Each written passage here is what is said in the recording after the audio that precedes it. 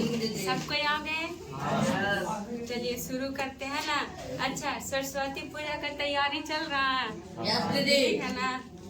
कल बात परसों है ना, सरस्वती माँ आने वाली है।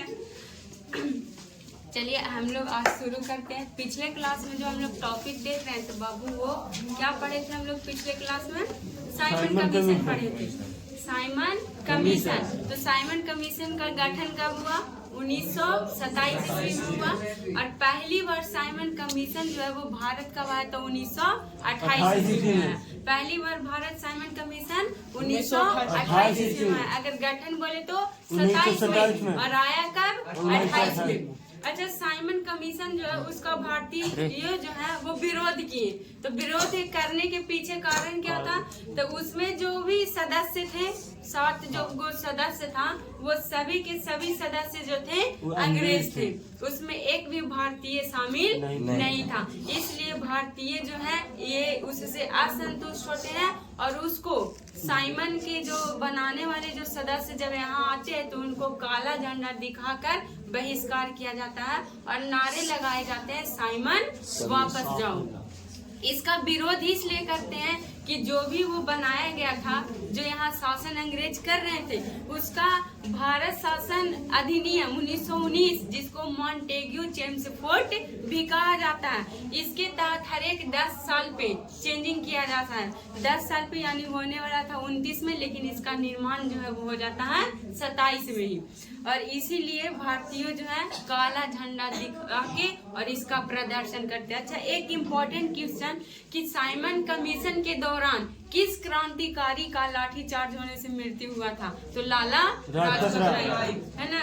इसलिए लोग और ज्यादा इसका विरोध, जिस समय साइमन कमीशन चल रहा था उसी समय नेहरू रिपोर्ट, क्या नेहरू रिपोर्ट का प्रस्ताव रखा गया। नेहरू रिपोर्ट क्या था? आज हम लोग टॉपिक जो है हम लोग का न्यू टॉपिक वो नेहरू रिपोर्ट। ये एक बहुत अच्छा पॉइंट है, इसको हम लोग अच्छे से समझेंगे ना। तो आज हम लोग पढ़ेंगे नेहरू रिपोर्ट के बारे में।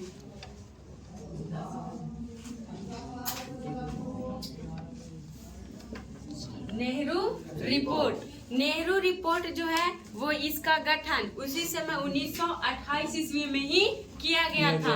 एक भारत का सचिव जो अंग्रेज अधिकारी था, लेकिन भारत का वो क्या थे?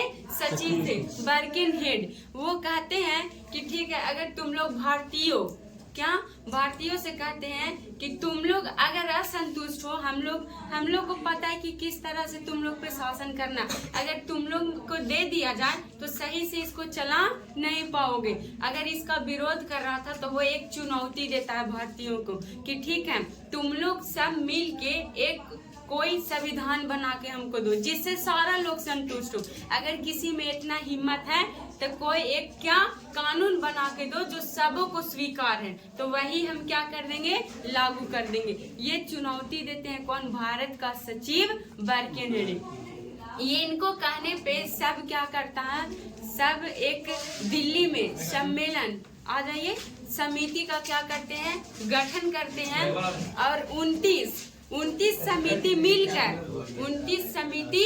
मिलकर एक क्या ये सुझाव करते हैं कि हम लोग सब मिलके एक क्या बनाएंगे?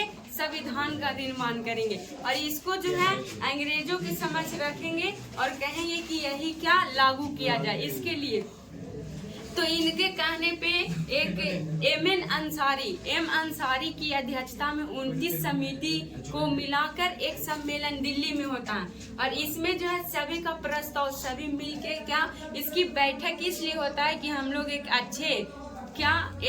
अच्छे संविधान का निर्माण करें और इसकी फिर हम लोग मांग करेंगे, सिफारिश करेंगे। तो ये इसी को बोलते हैं हम लोग नेहरू रिपोर्ट। इसमें जो है पंडित जवाहरलाल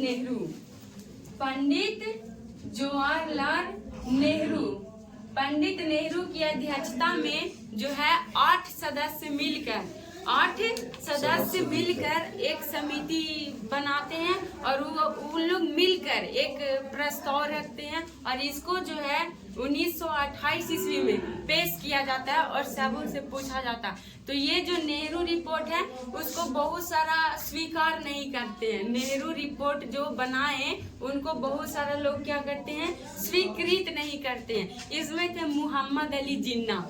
मोहम्मद अली जिन्ना जो है वो 14 सूत्री मांग योजना रखता है। 14 सूत्री क्या ये हम बताएंगे, लेकिन ये जो है 14 ये जो है जो भी नेहरू रिपोर्ट उससे ये क्या होते हैं, उससे ये अस्वीकार करते हैं और 14 सूत्री की मांग करते हैं। 14 सूत्री क्या था, तो जो सिंध प्रांत है उसको एक अलग प्रांत बनाना का ये मांग करते हैं। और भी जो भी मुस्लिम समुदाय के थे इसको यानी सभी लोग ये मान नहीं करता, तो वो बोलते हैं कि जो भी तुम लोग का प्रस्ताव हो उसको सब कोई स्वीकृत नहीं किया है।